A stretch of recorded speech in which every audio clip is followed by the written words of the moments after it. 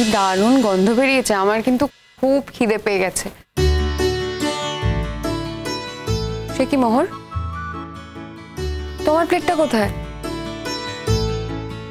আমি তো বললাম আমার খিদে নেই, আমি খাবো না।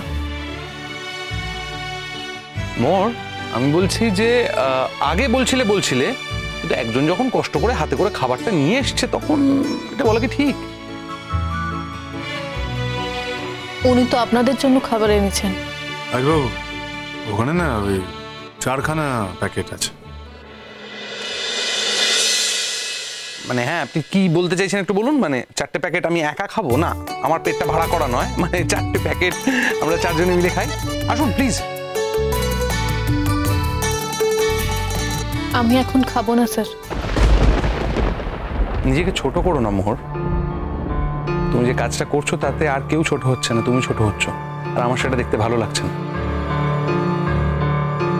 তুমি যদি এখন না খাও তাহলে শঙ্কর হয়তো খারাপ লাগবে, কিন্তু আমার খারাপ লাগছে এটা ভেবে, ইনফ্যাক্ট আমাদের খারাপ লাগছে এটা ভেবে যে তুমি আমাদেরই সামনে আমাদের বন্ধুকে অপমান করছো। না না, যে খাবে না তাকে জোর করে খাওয়ানোর কিছু নেই। যদি সে স্বেচ্ছায় কিছু কাজ না করে, প্রয়োজনে তাকে জোর করো, প্রয়োজন শঙ্কর। মোহর, আমি তো পুলিশে চাকরি করি, সবসময় হাসি মুখে মিষ্টি কথা বলতে পারবো না, প্রয়োজনে জোরও করব।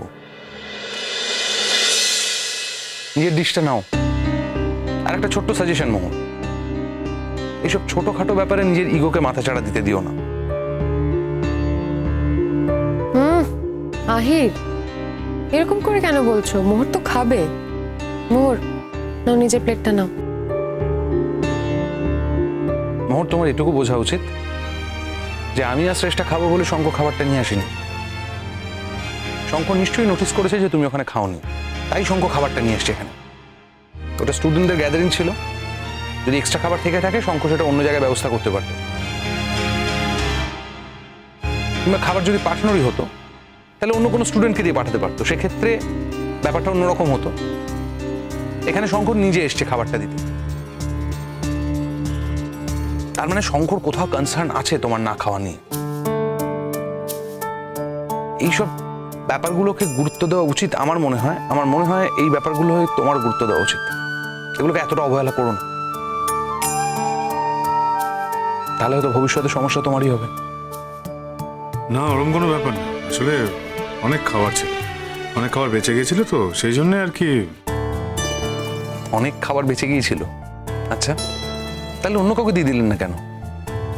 অন্য স্টুডেন্টদের কেন দিয়ে দিলেন না? তার বাড়ি নিয়ে যেত, বাড়ি নিয়ে গিয়ে খেত। আমাদের জন্য তো নিয়ে আসার কথা নয় আপনার, তাই না? না, আসলে আমি কিছু বেশি অর্ডারও দিয়েছিলাম। সে তুমি যাই বলো না কেন শঙ্খ, তুমি কি মোহরের জন্য খাবারটা আনোনি? দেখো, আমি যখন জানি যে ও এখানে থাকে, তোমাদের এখানে থাকে, তখন তোমাদের জন্য যখন খাবার আনছি, আরেকজনের জন্য আনবো না এমনটা তো হতে পারে না। ব্যাপারটা হলো উল্টো। আপনি মোহরের জন্য খাবার এনেছেন, তাই আমাদের জন্য খাবার এনেছেন। এই সহজ সত্যিটা আমি আপনার বন্ধু হয়ে বুঝে গেলাম, কিন্তু মোহর আপনার জীবনসঙ্গী হয়ে বুঝতে পারলো না, এটাই দুঃখের।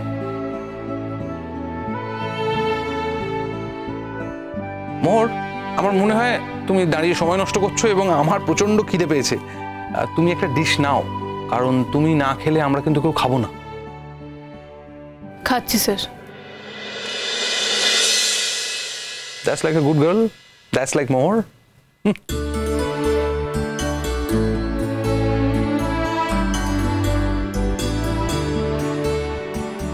কি ব্যাপার মোহর, এত কম খাবার নিচ্ছ কেন? আমি এইটুকুই খাবো ম্যাম। আমি যে এনেছি আর সেই খাবার যে কেউ খাচ্ছে তাতে আমি ধন্যবাদ করছি। দেখ, আমি কিন্তু বসে পড়লাম। হ্যাঁ, আমার খুব খিদে পেয়ে গেছে।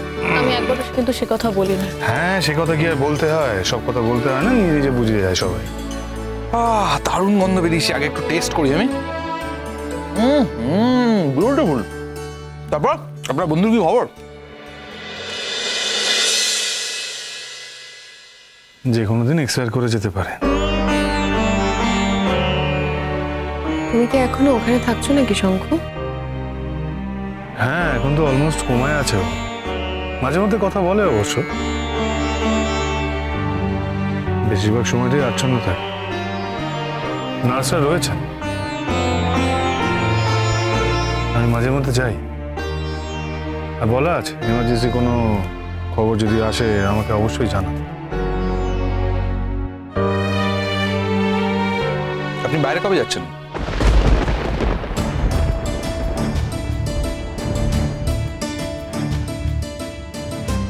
বাইরে যাচ্ছ মানে? শঙ্খ কি কোথাও কোথায়? তুমি তো আমাকে কিছু বলনি আহির। বলিনি, বলা হয়নি। শঙ্কর সাথে তো মাঝে মাঝে কথা হয় আমার, তখনই জানি। শঙ্খ বাইরে যাবে সেটা ওনার সিদ্ধান্ত, ওনাকে আটকানোর ক্ষমতা আছে নাকি আমার? যার যে ক্ষমতা সে সেটা প্রয়োগ করবি। হ্যাঁ, বাইরে যাওয়ার আগে তো একটা গুরুত্বপূর্ণ কাজ আছে, সেটা শেষ না করে আমি এই মুহূর্তে যেতে পারবো না। হয়তো ওই মাস 6 দেরি হবে। কি কাজ বলুন তো? মোহন আমার কাছে ডিভোর্স চেয়েছে। একবার বিদেশে চলে গেলে তারপর আবার কবে আসবো না আসবো তার কোনো ঠিক নেই। ওকেই বা এতদিন জড়িয়ে রাখি কেন বলুন? তাই যা করার এখান থেকে চলে যাওয়ার আগেই সমস্ত কিছু করে ফেলতে চাই। তাই জন্য এই ব্যাপারটা মিটিয়ে তারপরে আর কি।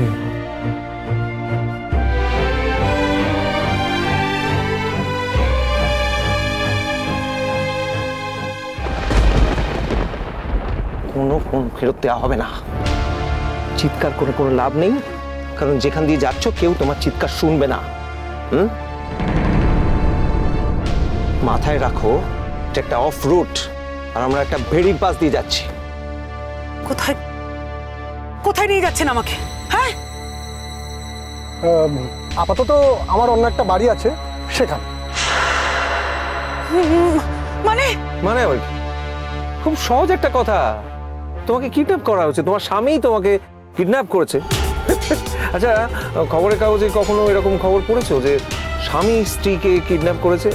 হতেই পারে না, কেউ বিশ্বাসও করবে না, পুলিশও বিশ্বাস করবে না। আর যদি কখনো জিজ্ঞেস করে তাহলে আমি কি বলবো বলো তো? আমি বলবো আমি আমার বউকে নিয়ে বেড়াতে গেছিলাম। আর ওর তো একটা যুক্তি আছেই, ও বলবে যে প্যাচ আপ করানোর জন্য ওখানে গিয়েছিল। কিন্তু শ্রমণা, আসলে তোমাকে কিডন্যাপ করা হলো, তুমি কেসও করতে পারবে না আমার নামে। ছেড়ে দাও আমাকে, ছেড়ে দাও। আমি তোমার সঙ্গে থাকতে চাই না বাবা। তুমি কেন বুঝতে পারছো না? কেন বুঝতে পারছো না? এইভাবে জোর করে কাউকে আটকে রাখা যায় না। শ্রমণা, শ্রমণা, জোর করে কারোর মন আটকানো যায় না, কিন্তু শরীর তো আটকানো যায়। আমি তোমার মন পাইনি, কিন্তু শরীরটা তো পাবো।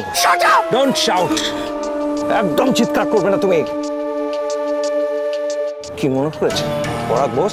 হ্যাঁ, কি মনে করেছে ও আমাকে হারিয়ে দেবে? এত বড় সাহস ওর! আমার চরিত্র নিয়ে, আমাদের ইনস্টিটিউট নিয়ে পাবলিক ফোরামে যা নয় তাই বলেছে। আগে তোমার হিসেব করি, তারপর আমি ওকে দেখে নেব। কিচ্ছু করতে পারবে না তুমি, তুমি ওর টিকিটটাও ছুঁতে পারবে না। তাই নাকি? এইটা বুঝিয়েছে বোধহয় তোমাকে। যদি বুঝিয়েও থাকে না, তাহলে সবসময় যে সেটা ফলবে তার কিন্তু কোনো মানে নেই।